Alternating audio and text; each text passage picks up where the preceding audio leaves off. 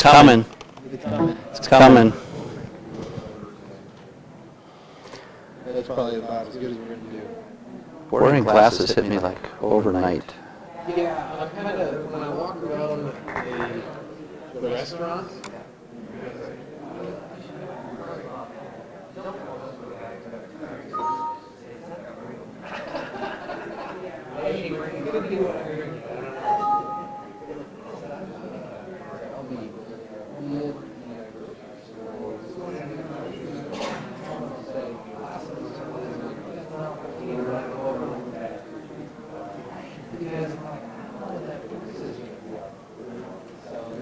there's probably some last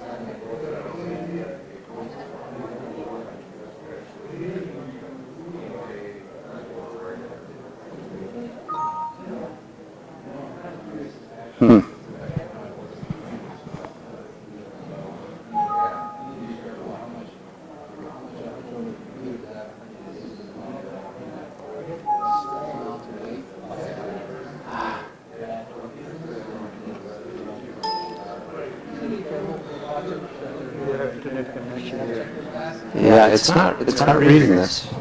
Somehow I'm being recorded right now. Annoying. Neil? Can we just work off the computer? Pardon me? Can I just work off that one? It's not reading this. Oh, you know, we can bring somebody here before we do that because this is all set up. So I'm not sure we want to disconnect that or not. Okay. No, don't worry about it. We'll try one more time.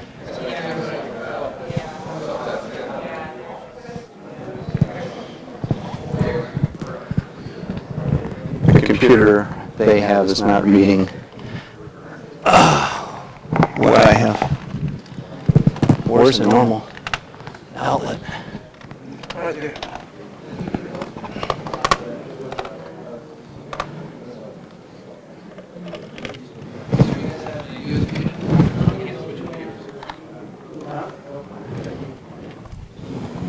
are you looking for a difference?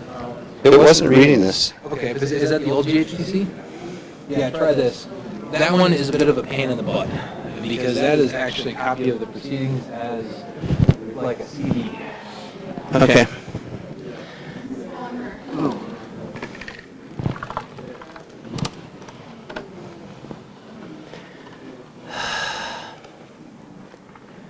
I was going to give a little demo. Would you say I can't just take that?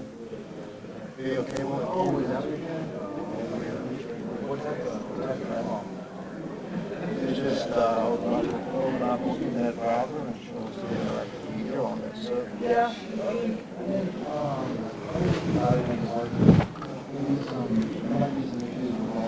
You try to swap back between computers. Do you want to do that now or do you want to do that? I'm on that.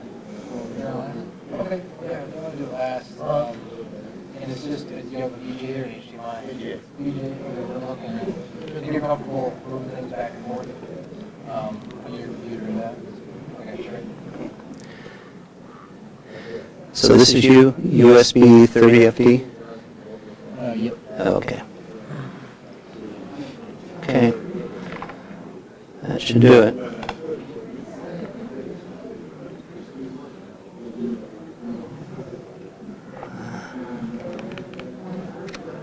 Okay.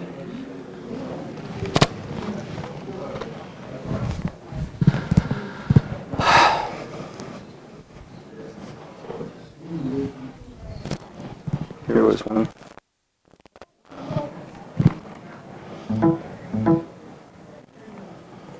Yeah, those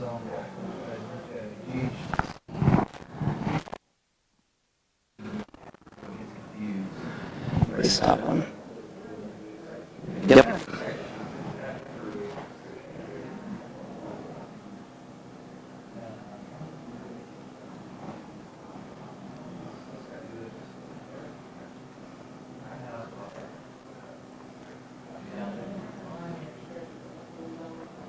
Perfect. Perfect. Good to go. We'll start it. And has he pressed the red button? Okay.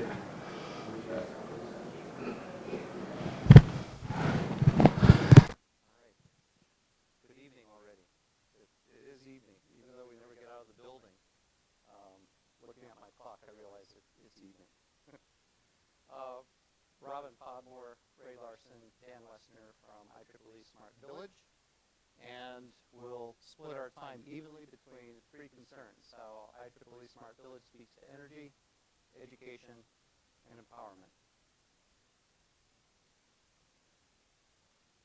We will. And if that doesn't advance, I'll just do it this way.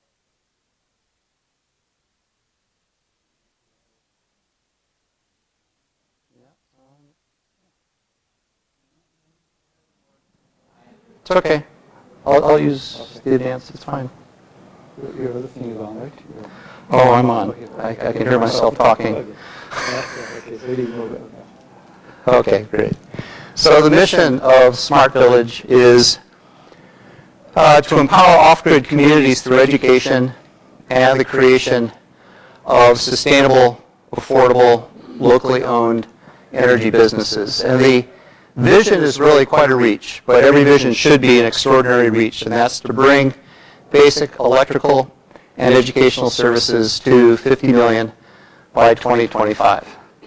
And the more we talk to one another, we realize maybe that's too modest a vision. But first things first, let's get to 50 million by 2025. We have a three-part approach. We've heard different numbers. I just heard different numbers in the last session on Professor Gaetano. But let's just assume that billions of people live without reliable access to electricity. And the figure that was just cited was 1.8 billion have no access at all to electricity, of those billions who have unreliable access. And yet, here's the other side of the equation. While there are many that live at risk and marginalized and excluded, at the same time, there are many who live in excess of the Earth's carrying capacity. Second part of our approach is a solution to bring electricity, and not just electricity, but things that electricity might give us access to. So cultivating education in communities with a scalable, self-sustaining entrepreneurial model. And the entrepreneurial model might attain first for people who are working in business, but it might attain first for people who are working in education. Either way, we proceed on both counts. And the goal is to seed 2 million per year with 10 country startups per year over the next decade. And we do that not alone, but we do that across the societies of IEEE and with the IEEE Foundation. Our method, I have to say, I think has really matured. When was the first meeting in Johannesburg? Was it 3.5 years ago? Okay, so not even 3.5, so 3 1/3 years ago. I think much of our methodology was in those first two left pieces of the graph: empowerment and investment. Empowerment of entrepreneurs and educators building something special in their off-grid, in their marginalized context, but then reinvesting all of the ownership of the project in the people of that community. We've grown in our thinking in the course of those 3 years to know that it's about assisting in raising social venture and facilitating social capital. Part of the social venture, we can raise funds for that. But social capital is sui generis. That has to be something that's born and recognized and cultivated out of a context.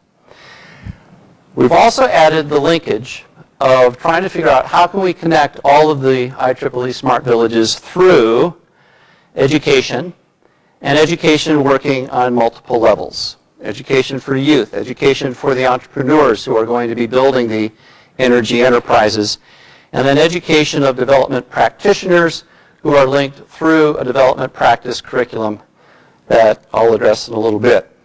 What is the ultimate aim here? The aim is not for us to be providing solutions ultimately for the community. In the near term, we are providing kind of a solution by giving electricity and access. But beyond that, we're trying to facilitate a longer-term process by which a community grows its own capacity. And growing capacity is about integrating a holistic and really a reach of the vision and the dream, the aspirations of the people themselves. Our outreach thus far is in 34 communities across those countries. And as I said, the vision is to increase that with 10 new countries a year over the next decade. And our aim is, so if you can picture this as a stool. So borrowing from Wangari Maathai, the Nobel laureate from some years ago, she spoke about the vision of Africa as being a traditional stool with a platform with 3 legs. So I've modified this a little bit, and our 3 legs for supporting community empowerment are energy, education, and really the community defining its own vision about empowerment. Ray is going to be speaking about energy on the Smart Village seed funding of sustainable energy business solutions run by local entrepreneurs.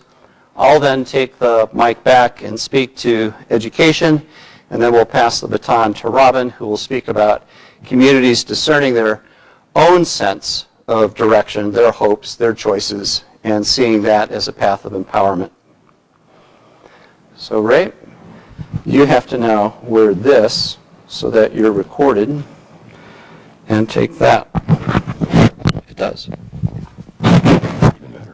This one. Yeah.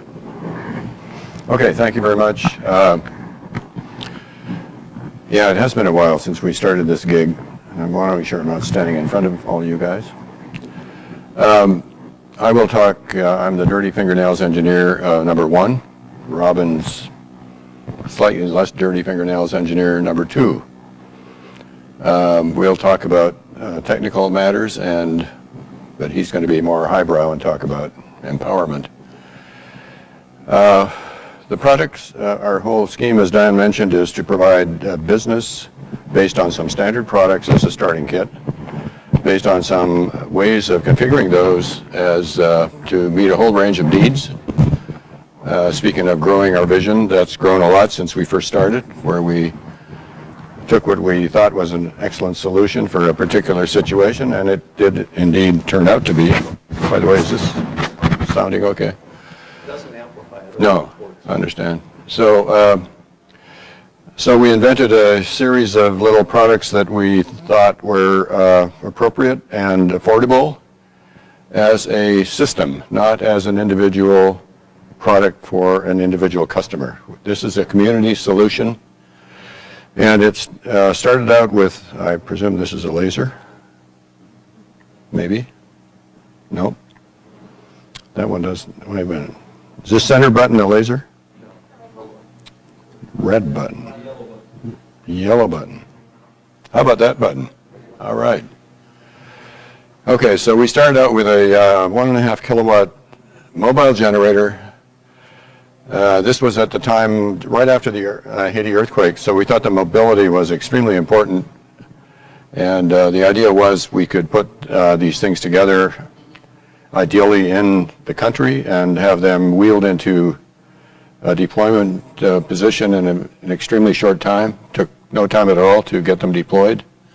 If you had to move them, there were refugee camps. We thought it'd be great. Well, we missed doing all that. We went straight into remote rural communities, which in a way was a better model for us because we were not really trying to be in the disaster relief business. We were trying to explore the feasibility of these units in communities. So this product, you can see a small version of it out in the exhibit area. It's 1.5 kilowatts supporting a light kit in the community, in a home rather, that's a couple of very nice 4-watt LED bulbs. We deployed in 15 villages between June of 2011 and July of 2012. Two pilots, first one 6, the second one 9 units into 15 villages total. That whole experiment was very encouraging to us. I haven't time to tell you about all the prep work that went into it, but the key issue that made it work was the people on the ground working about a year ahead of time, preparing the communities, finding the leaders, finding the operators, finding technicians, finding a manager before we set foot in the country, before we had even finished designing our product. They had input to the product. And as a result of that, we began early to establish community ownership of the product, even before it was ever real. That, I think, was key to its success.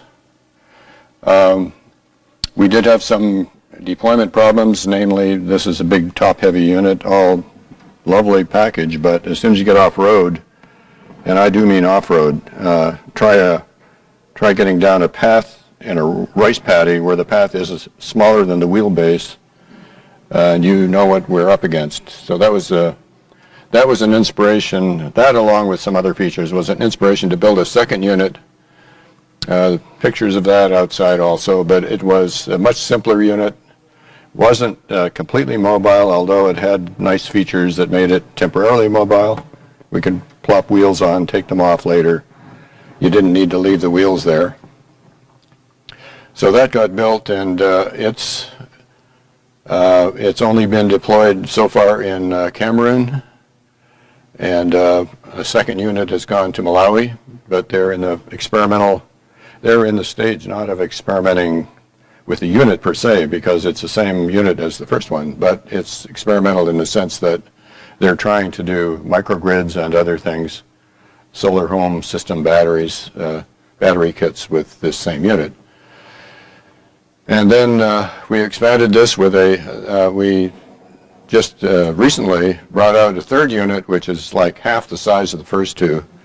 And that's because we kept running into situations where there are very small communities that not easy walking distance for light kits of maybe 50 homes as opposed to hundreds of homes. So that's another unit that's, when we made a lot of flexibility into that, it's got options. You can read the spec sheets outside. I won't bore you with it. We also added, as we did in Sunblazer 2, we added a 240 volt inverter to run a microgrid. And then there are all these options which are possible and which we're busily exploring and essentially being ready for any situation we run into in a community. And that's not limited to housing, but it's also looking at all the loads in the community, community centers, schools, what have you, learning centers. We're interested in all of those. This just is one of the standard slides that takes a long time to load up here, but it just shows you a few pictures of the materials I've just been talking about. I don't think we need to dwell on this. It is, the whole idea is these are IEEE open source products. We will give all the designs free to people, but we're not in the business of building them except for the first pilot units where we will arrange to have them built. But we want manufacturers to be building these, and we want to establish manufacturers in country because going through borders is not a thing you want to do with these. We learned that very early.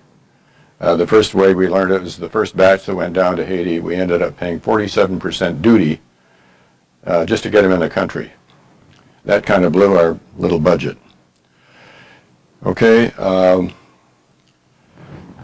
quick word about the business model. And I think it's another key feature of this, and a key feature of the ownership model, the community ownership, is that it's a franchise model and the business itself is in one way or another owned by the community. That again establishes an ownership and a responsibility. That is a challenge. We give this is a very strong, difficult challenge that we give to people. Say, go reach 1 million people in 5 years. It sounds great.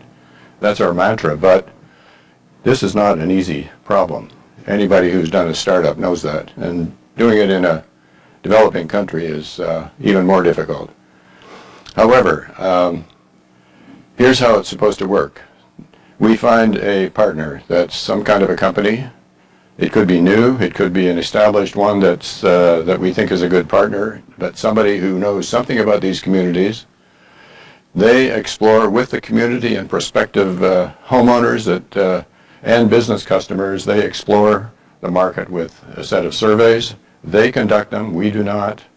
They send out the people, in Haiti for example, they sent out the people who are going to be the operators, because the operators are the franchise owners of a single unit And they have to make a living off of this unit, so it's up to them to find and maintain customers and have good relations with them and keep the pipeline full, because if they don't, they're losing money. The franchise is losing. The franchise doesn't really lose money because they get paid first, a fixed fee. But having the villagers help doing the surveys, and they're again taking ownership. That's 6 months before they ever saw the product. The company, the whole premise is that the company can show us a 5-year business plan that makes sense, that it looks sustainable, that it looks like it'll make a profit. I threw in this little ringer because we keep putting it out in front of people. The plan must include an opportunity for community ownership, which is essential, among other things, to the security of the equipment. If there's ownership, there's protection. If there's no ownership, there's, the opposite of protection. We have an executive committee that reviews all proposals, and on approval, we'll donate up to $200,000 over 2 years typical. It could be longer, probably not shorter. But that's the extent of, that was sort of the estimated cost of landed cost of 10 of the big units, 10 complete systems with 80 light kits per system. So it's kind of close to a break-even business when you hand it over. And then finally, the final component here is there's a continuing job for IEEE volunteers on the incubation side of the house. They've got to keep involved because the technology is very fast moving, as we all know. It changes weekly, if not daily. We have to be on the cutting edge of that because this is all very competitive business. And lighting alone, we've learned in some areas that lighting alone is not a profitable business. It's a very marginal business. You've got to have some anchor loads to go along with it to make it work. So our new surveys are looking at the entire community and all the possible loads. And this will, hopefully you can just look at the idea here, and the idea is, and this is old because it says CSI, but which is now a smart village, but the whole idea is we donate equipment to the local in-country partner. They find local franchisees, multiple ones, one per unit to start with. Those guys find customers.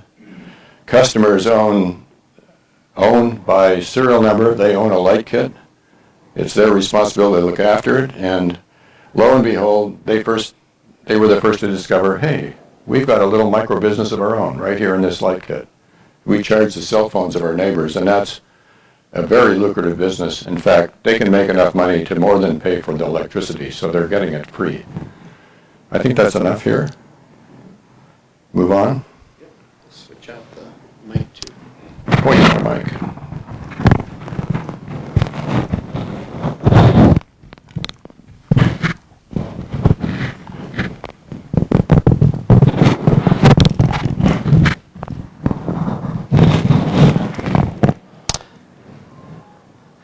So back to our stool.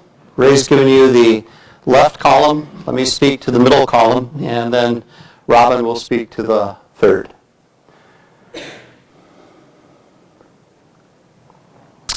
Our objective is to kind of flip education on its head, and to imagine that our ultimate objective is that communities that are empowered and now with access can become co-educators and co-learners alongside other communities that are similarly advancing. And we do it through two principal ways. One is through a development practice graduate set of courses that lead to a master's in development practice. And what this set of courses are about is to equip leaders and development practitioners with an integrated approach to just and sustainable or resilient development. An integrated approach as opposed to a single silo or just a couple silos approach. And what we're doing through this course is facilitating the development of community leaders who can then generate education in their own context, and at the same time, we're introducing the vocation of humanitarian engineering in a much more integrated way to professionals and engineering students in the US and Canada. Scholars and practitioners already are participating in a pilot course of this. It started 2 months ago, and the first course ends on Monday night, and the next course starts a Monday later. And we have 27 people from 9 countries, 4 continents involved in this pilot course. What's the qualification? We're trying to find people who see themselves not as an individual doing this higher education for themselves, but we're looking for learning communities that will commit to learning together so that they can allow the benefits of education to redound to their community. A second form of education is community entrepreneurship vocational training, and that is what is provided to the in-country energy entrepreneurs that would be running the business model that Ray just described. So it's not just how to build and deploy and maintain the Sunblazer of whatever version, but it's how do you run a business and how do you succeed at running that business. Both of those learning opportunities, and this is terribly, terribly important, both of those opportunities begin to link 2 very different realities on Earth. Those who live at risk and those who live in excess. So if you go back to the first slide, I won't reverse my steps here, but remember our problem, our challenge is that billions of people live without access to basic necessities, and at the same time, some other billions live in excess of the Earth's carrying capacity. So how can we link these learning communities to teach each other about a smarter planet? So, village entrepreneurs learn. We also have, through Smart Village, a lot of young ambassadors who are doing extraordinary things. Parasasi back here, he's got GHE, which is an expedition in the northern part of India near in the Himalayas, just below Nepal. And those ambassadors are teaching young people lessons about sustainable development. So that's 2 forms of education. I want to drill down here on a third. Smart Village partners with the Posner Center for International Development in Denver, which is a consortium of 162 different organizations working on sustainable development from 16 different entry points. 2 of those entry points are close to the heart of IEEE, energy and engineering. But you have alongside that 14 other entry points, from girl and maternal health to peace and justice to road building and transportation, a host of other things. So IEEE Smart Village, the Posner Center, and my university, Regis University, we're collaborating on an integrated development practice curriculum. That curriculum involves 4 core courses, which are in the left column, and that includes a practicum where people are learning alongside a development organization. There are 162 there at Posner, but there are thousands of others that they might do that practicum with. And then in the middle column, another 4 core courses. And then in the far column, they can choose from a track of 4 courses. One track is on humanitarian and information engineering, another on managing organizations and projects, another possibly for engineers, but possibly also for somebody in literature or art, innovation, art, and creativity. 4th, in communal, global, and environmental health, finance, trade, and labor, cultural, linguistic competence. There's actually a menu of 12 different tracks, each with 4 courses. So it adds up to 12 courses over 3 years, each lasting 8 weeks. And then at the end of that, there is a 3 to 6 month immersion of applying the knowledge from those courses. Now that immersion is not done among strangers. What we're trying to recruit into this are learning communities, not individuals, but learning communities. So through the course of those 12 courses, you are working alongside people of all these other countries. Again, in our pilot, we have 27 people from 9 countries on 4 continents. Every week, they're working together across all of those disciplinary, cultural, and many other boundaries. So this is how it looks, and I want to compare this approach to what was announced a couple weeks ago by the UN. This is just by point of comparison. It's not at all saying this is one approach and the other is not the approach, but it's a comparison. Our approach is the one that's on the top, which says that with each of those courses, so you see 1, 2, 3, 4 courses across 8 months there, each of those redounds to the benefit of the community. The learning community that's studying it is figuring out how does this course apply to the development choices of the people that we live with. And they're taking this coursework from where they live. They're not relocating to Denver to study this. They're staying where they are. And at the end of that 4th course, which is taking it to scale, they have to present a case study of what they've learned for the benefit of their community. And then we have 4 months from the end of that 4th course to the beginning of the next iteration to build that case study into the next iteration of those 4 courses. And then we do the same thing with that middle column of 4 courses that you saw on the last slide, and we'll do the same thing with those tracks that you saw in the far right column.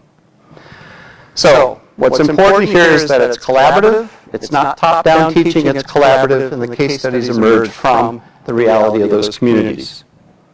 Compare that to 2 weeks ago when the UN announced the Sustainability Development Goals, the SDGs, 17 of them, asking the world to pony up over the course of the next 15 years $3 trillion a year. That's a $45 trillion price tag for the UN to work on 17 SDGs. The top is done for pennies in comparison to the 45 trillion. The top is community-based. The bottom is by the investment of major corporations, the investment of international organizations, the investment of wealthy states. The UN made a similar challenge when it started the MDGs, the Millennium Development Goals. And that too lasted for 15 years. And the UN never did collect the money that it was asking the governments and the corporations and the IOs to put into that investment. So with that track record, the UN is again not repeating what it did with the MDGs. It is exponentially growing the amount that it's asking the same entities to invest in the SDGs. So that is a comparison. Let me summarize it this way. Not just IEEE Smart Village provision of Sunblazer electricity, but empowerment from learning, what it means to own and operate a local enterprise. That, in fact, meets one or more basic human rights of the community in which you live and serve. Not just IEEE Smart Village ambassadors providing lessons to youth on sustainability, but empowerment from maturing and mentoring alongside a growing federation of IEEE Smart Villages. Not just a master in development practice, graduate level learning enterprise, but empowerment from networking. Networking with development practitioners, with scholars, community leaders, colleagues, in a, and I just want to underscore this, a radically affordable and cool way. If one were to do the bottom model at Columbia University, which is a fine institution, it costs only $140,000 a student to do that. Plus you have to move to Manhattan for 2 years, and that's another $70,000. So I don't know if there's anybody here from Columbia, but that adds up to $210,000 a head. And what we're trying to do here is something that would be about 1% the cost of transporting people to expensive campus residential programs worldwide. So it's empowerment from networking with practitioners, scholars, community leaders, and colleagues in a radically affordable, community-focused, reciprocal, integrated way. And the reciprocity there is that all the communities are growing the case studies that become part of the learning endeavor. And lastly, not just a light bulb, but empowerment from linking the at-risk and the inaccessed communities. Let me point out one more thing about this list of 17 SDGs. Only number 12, and it's too small for you to read, but it's responsible consumption and production. Only box number 12 out of the 17 boxes asks people in this room to think about sustainability in terms of our changing our norms. The other 16 boxes are principally about the rest of the world learning to do sustainability. And I just think it's more of a reciprocal, collaborative venture than that. This is my last slide. When we're talking about marginalized groups, maybe they live on the far side of the canyon, or they live on the disadvantaged side of a river, or they live on the wrong side of the railroad tracks. It's never by accident that they are where they are. There's a long history behind it. So when we do development, we need to be mindful that there is conflict, there is a history of victims and aggressors, and if we can think of education in this sort of way, and if we can think of microenterprise and energy in this kind of way, we can start crafting steps beyond victims and aggressors, and that's the crafting of a new future. In the bottom left, Adam Pearl pointed out that when communities are disadvantaged, they have no power, and they are kept away from knowledge, and this is actually a very, very stable place to be. It's as you gain knowledge and understand that there's a power imbalance that it becomes conflicted. So when we do development, we're actually bringing people into a much more challenging environment. And the question is, how do you move out of this conflicted area to here, where there is greater power balance and greater access to knowledge, so that a community can craft by its own vision its empowerment. And I say it takes web watching and web weaving with community first and community last. State policy is very important, but community first, community last, engineers, and a host of other disciplines and teachers and people that are part of this lifelong commitment. So my last 4 words are, this enterprise is for people who are fascinated and invested in relationship building. And they are curious. They're curious about the paradoxes of at risk and in excess. They want to get to the bottom of it. And they have not only technological solutions, tools, but they have art, and they have soul. And then lastly, they're ready to take a risk. They're ready to take a commitment. And it could very well be a lifelong commitment. So now let me pass this over to Robin, who will talk about that last column. And you need to wear this so it can be recorded.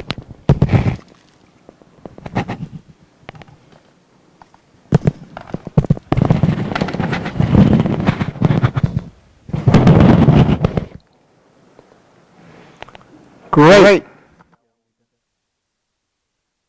So I'll be talking about empowerment, but mainly from the point of view of how to find the right entrepreneurs and how to empower them to make sure that they can build a business.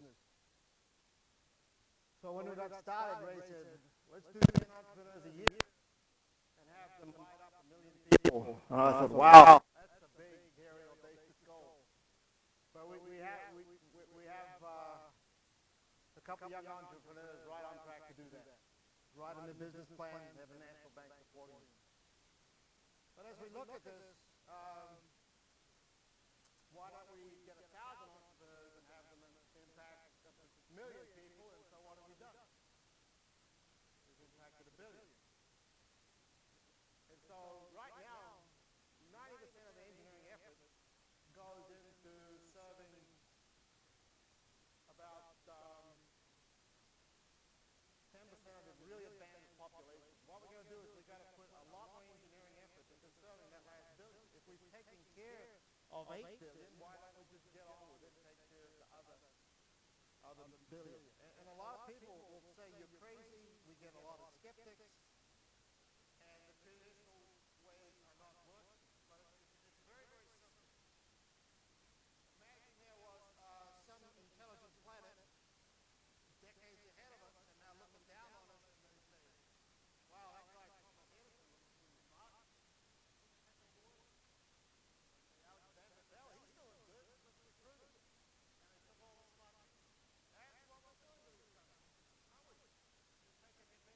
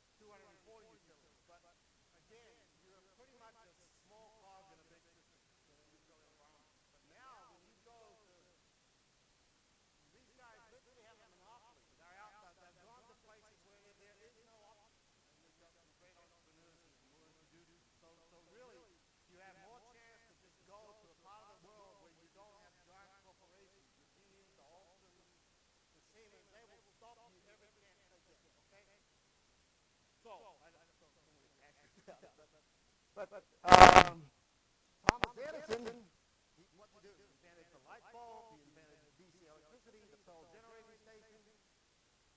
He didn't die a rich man. A guy called J.P. Morgan bought out GE. So you go, Tesla. Died a very poor man. I mean, Elon Musk is probably going to make billions. But there's still a hotel room in New York City that you can go to, and just a little room that he died because, you know what he did? He gave all his patent rights to away people. One little mistake as an entrepreneur. You have a bad quarter U.S. Post, okay? It's tough. It's tough. So you got to, so it's a lonely world to be an entrepreneur.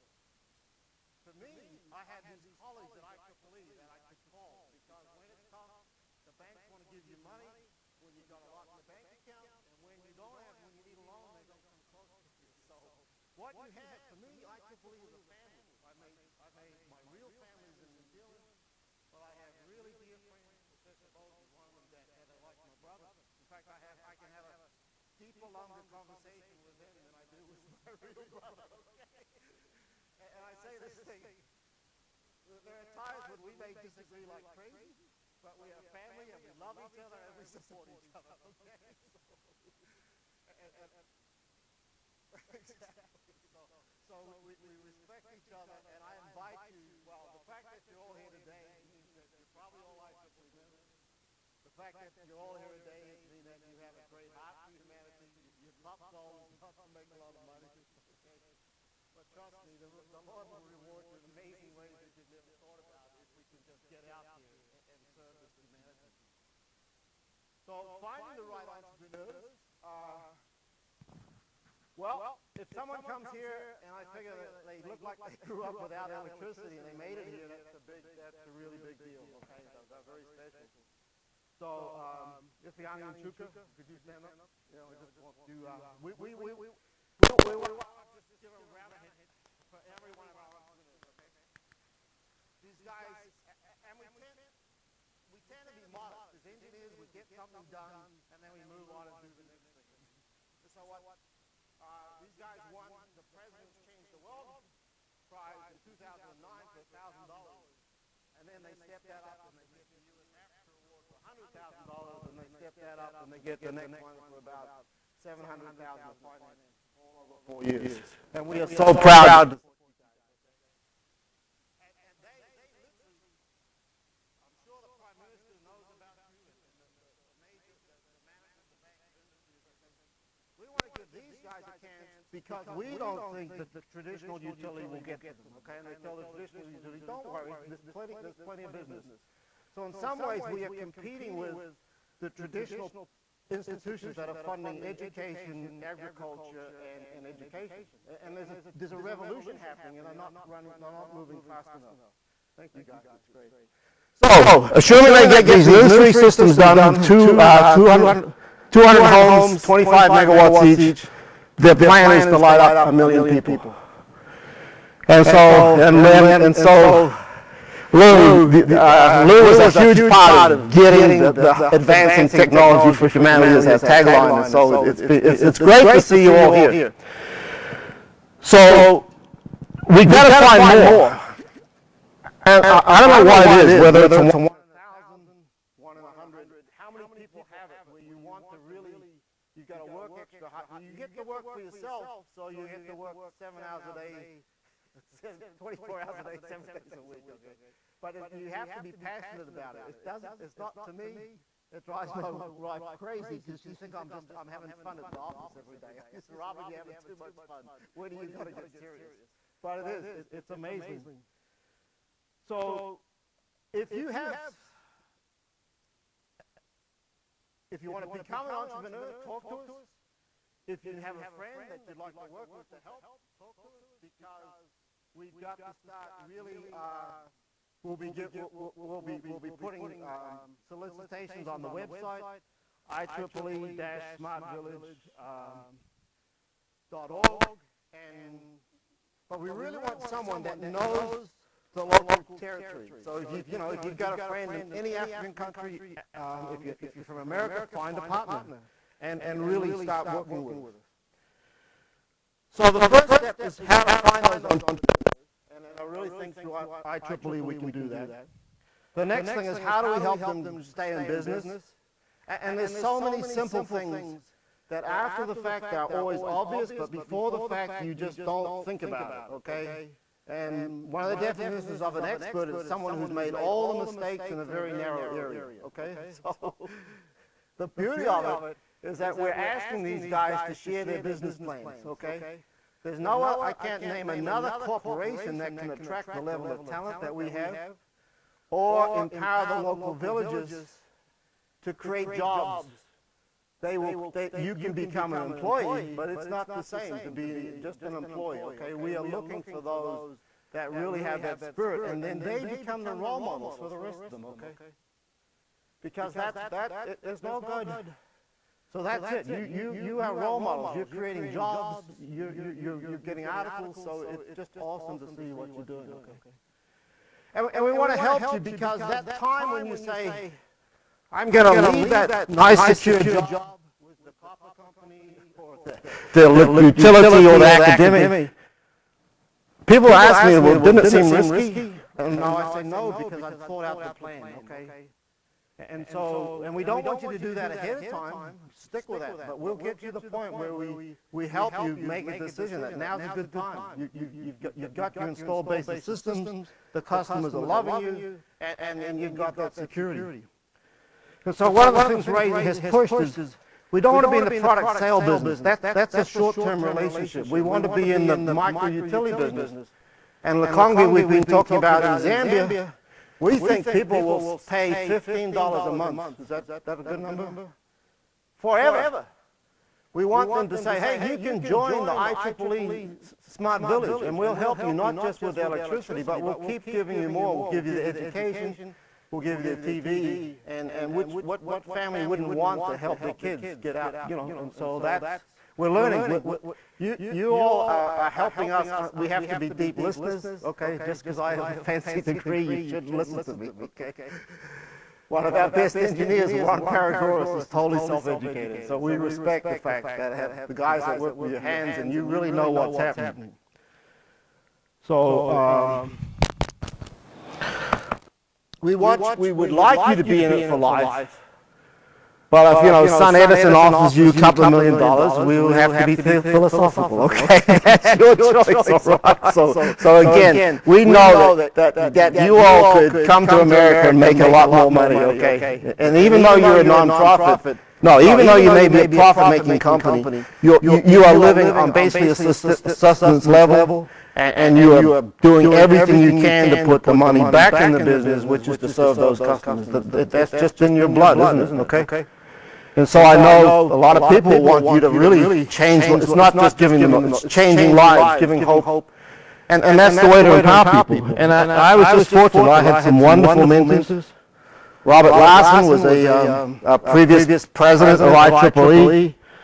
He wrote a book on dynamic programming. He was one of the forefront of getting IEEE into China. Dr. John Ungren was my mentor. So we've had tremendous help, but it's more a one-on-one, informal way. We want to make that a lot more systematic. So there's a revolution that's going to happen on education. You've all heard about MOOCs and that, but that's nothing. MOOCs is just information going that way. What's really important is to get interactive. My own company has built an online platform, and we're able to take mainly military veterans, and in about 100 hours we can train them to get a certificate to run the national grid. That's a pretty complicated job. And the thing is, you need a dynamic learning activity. You've got to give them a model of there's various levels of training. Take the Sunblazer. We're going to standardize it, okay? So you'll be able to buy that from off-the-shelf parts. So one way of teaching is to say, well, I'm going to show you how to build it. We show you a film. Well, that's okay.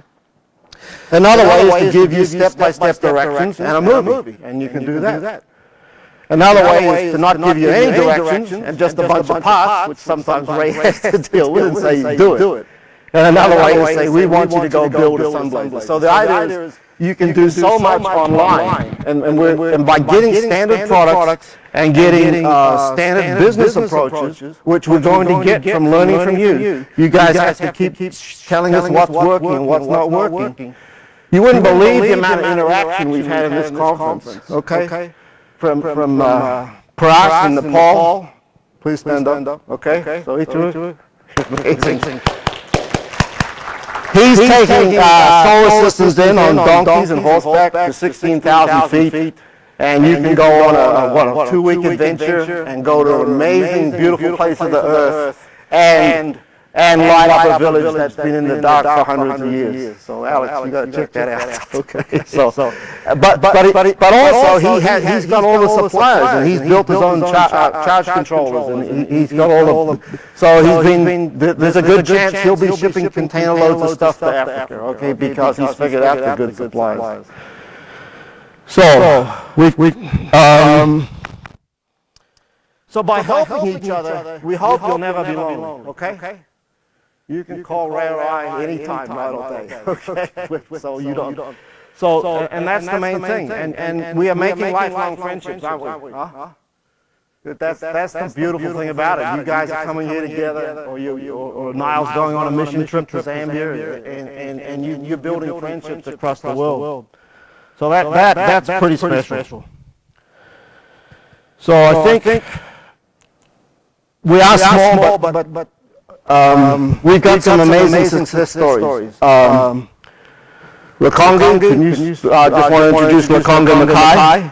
Lakonga left her mom, the best mom in the village, and went to Chongola and got her degree, and then went to Nepal for a master's, and then came to GHTC a couple of years ago and met us.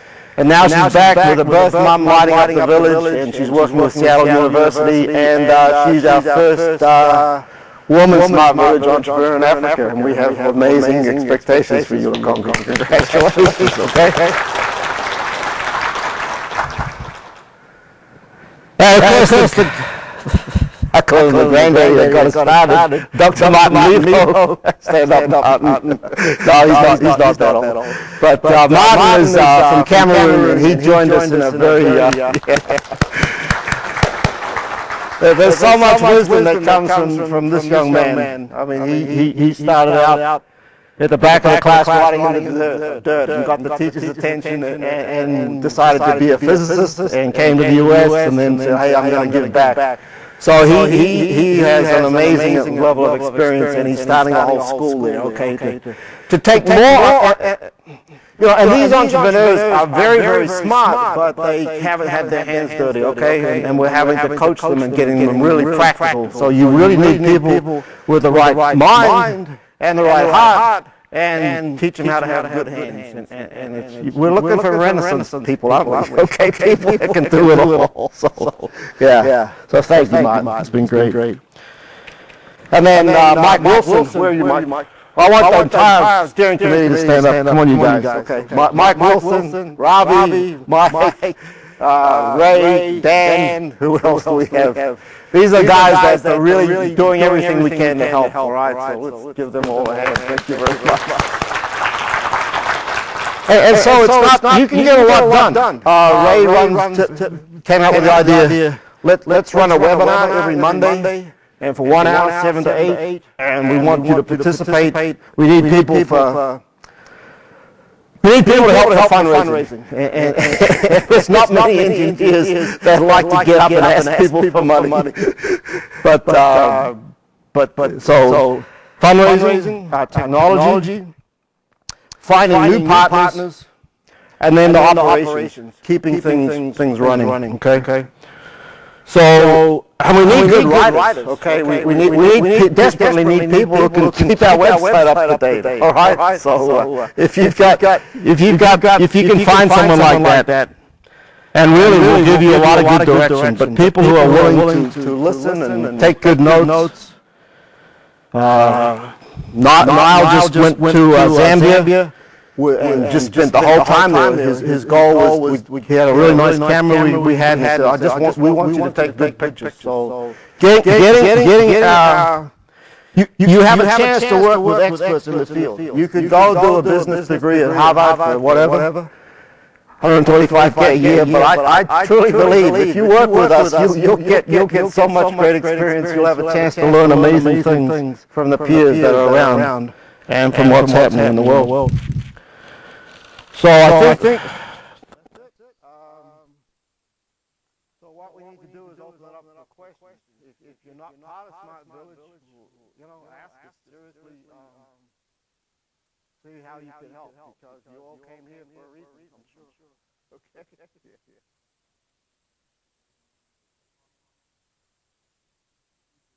We have interest in getting more information and the marketing materials electronically.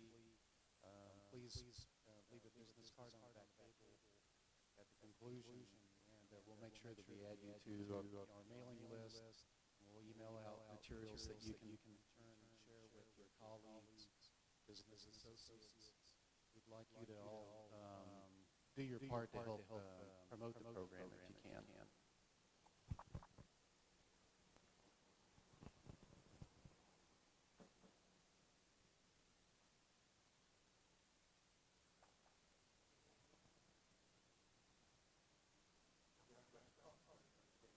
Maybe I'll have a question. You mentioned something $200,000. Slide showed some funding. I was wondering where that money comes from. Is it IEEE memberships money, or is it some kind of fundraising?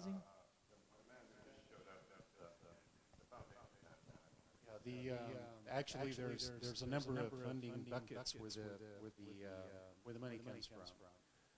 This is an institute-wide initiative throughout IEEE. There's over 9 societies within IEEE who are supporting this, either providing thought leadership from the best and brightest of their societies. Some are actually providing funding through their operating budgets, where their members, their executive boards have found this to be of importance, and they're making an annual contribution to this. The IEEE Foundation itself is backstopped the program at the tune of $500,000 to be provided over a period of 5 years. That's in the event that the fundraising efforts do not meet their mark.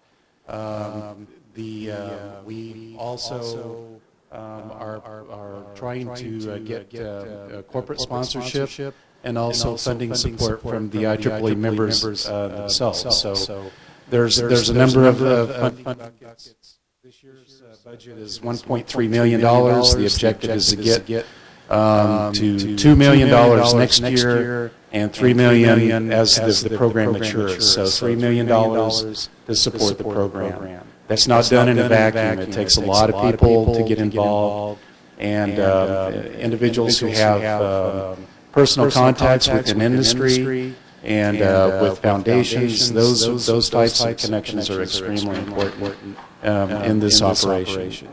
And I did want to mention that Ravi Sampathi is the development chair and for IEEE Smart Village. And we do have a team of individuals who've already volunteered to assist, but we're also looking for others that would like to serve in that capacity. What are the open source standards we have looked at? There was a slide which mentioned open source products. The open source product, what are the standards we have looked at in the development of the open source products that we talked about? Well, obviously we're going to use web standards. From a software point of view, we like the JSON and the REST standards. Some of the protocols, Modbus is used a lot. I was involved in a lot of things like the Common Information Model. But basically, we're just in the piloting stage of that, okay, that we need to be doing remote monitoring data and control. So the idea is we'll take, if there's a standard that fits, we'll use it. We had a great comment from Ravi that the green button standard that's used by the DOE looks like, why not use that, okay? So to the extent we can We really like standards that are working and that have inertia. We don't like the standards that are complex and people have built. Most really good standards have evolved out of a team of people getting together and building things, okay? So we're very open, but we want to give our software developers some general guidelines to just go do this, okay? So is this documented somewhere? Is it available on a website? We are in the process. We've got an open source charge controller, and so we're thinking about should it be GitHub, should it be E4C. So, but if you've got an interest, give us your card, okay? And we'll have Shamya start. We've got about 3 or 4 people working on the chip and the software side. A couple are in France, Shamya. We've got Arizona State. So please give us your card, and you guys can figure out what's a good platform, okay? But Also, I had a related question. So far, we have talked about energy and education. What about other things like health and? Of course, yes. Which of course have to become a part of the smart village. Yes. I mean, we've got people doing remote monitoring of medicine, okay? So the idea is we want to encourage people to put those applications on top of this base. Conjuring has greenhouses, so the idea is it's really a holistic, and Martin is doing this. I mean, his entrepreneurs, he wants them to be farmers, he wants them to be energy providers, he wants them to take care of the irrigation. But our goal is to get that energy platform in place and find other partnerships, okay? Yep. Okay.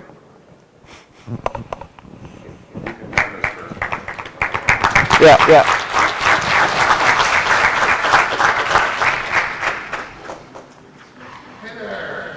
So, in all likelihood, the next session is going to appeal to some of you and not appeal to others. So let me tell you a little bit about what it is. Let me tell you a little bit about what it is that we're going to do. Yeah, it is. All right, yes.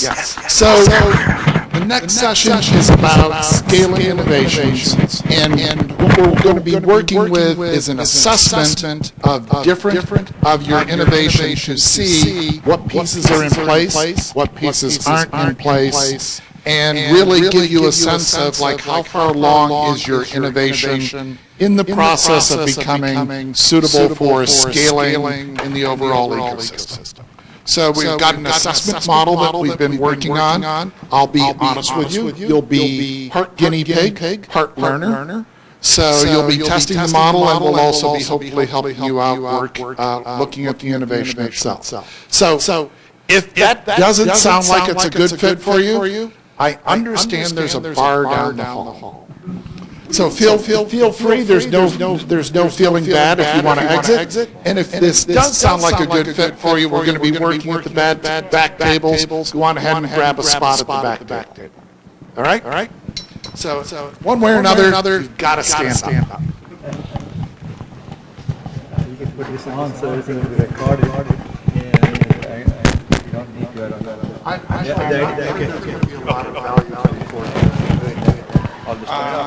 My slide up there. Oh yeah.